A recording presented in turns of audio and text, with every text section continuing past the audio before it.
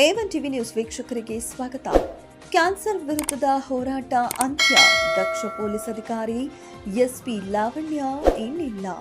ಹೋರಾಟದ ಹಾದಿ ಮುಗಿಸಿದ ಧೀಮಂತ ಮಹಿಳೆ. 40ನೇ ವಯಸ್ಸಿನಲ್ಲೇ ಲಾವಣ್ಯ ಅವರ ಜೀವನದ ದೀಪ ಆರಿತು.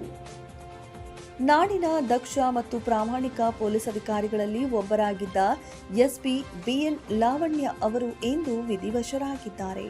ಕಳೆದ ಕೆಲವು ಸಮಯದಿಂದ ಕ್ಯಾನ್ಸರ್ನಿಂದ ಬಳಲುತ್ತಿದ್ದ ಅವರು ಬೆಂಗಳೂರಿನ ಖಾಸಗಿ ಆಸ್ಪತ್ರೆಯಲ್ಲಿ ಚಿಕಿತ್ಸೆ ಫಲಕಾರಿಯಾಗದೆ ಇಂದು ಮಧ್ಯಾಹ್ನ ಸುಮಾರು 2:30ಕ್ಕೆ ಕೊನೆಯುಸಿರೆಳೆದರು. ವೃತ್ತಿ ಬದುಕಿನ ಹಾದಿ.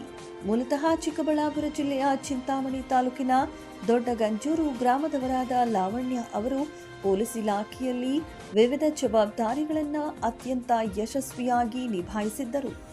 ಇವರು ಮಂಡ್ಯ ಮತ್ತು ಬಳ್ಳಾರಿಯಲ್ಲಿ ಹೆಚ್ಚುವರಿ ಪೊಲೀಸ್ ಅಧೀಕ್ಷಕಿಯಾಗಿ ಸೇವೆ ಸಲ್ಲಿಸಿದ್ದರು.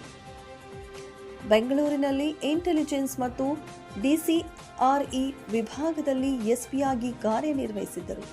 ಪ್ರಸ್ತುತ ಬೆಸ್ಕಾಂ ವಿಜಿಲೆನ್ಸ್ ವಿಭಾಗದಲ್ಲಿ ಎಸ್ಪಿಯಾಗಿ ಕರ್ತವ್ಯ ನಿರ್ವಹಿಸುತ್ತಿದ್ದರು. ಕುಟುಂಬದ ಆಧಾರ ಸ್ತಂಭ.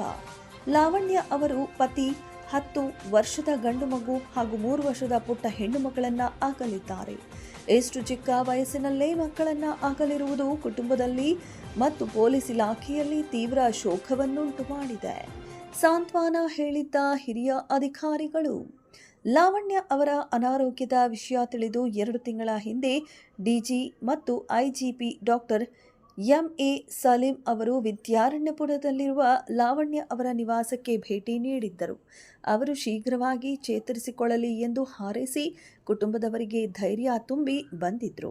ಆದರೆ ಇಂದು ಆ ಮೃತ್ಯುಂಜಯಿ ಚಿಕಿತ್ಸೆಗೆ ಸ್ಪಂದಿಸದೆ ಸಾವಿನ ಕೌಗಿಲಿಗೆ ಶರಣಾಗಿದ್ದಾರೆ. ತನ್ನ ವೃತ್ತಿ ಜೀವನದುದ್ದಕ್ಕೂ ಹಗಲಿರುಳು ನಾಡಿನ ಸೇವೆಗಾಗಿ ದುಡಿದ ಓರ್ವ ದಕ್ಷ ಅಧಿಕಾರಿಯ ಅಗಲಿಕೆಗೆ ನಾಡಿನ ಗಣ್ಯರು ಮತ್ತು ಪೊಲೀಸ್ ಅಧಿಕಾರಿಗಳು ಕಂಬನಿ ಮಿಡಿದಿದ್ದಾರೆ.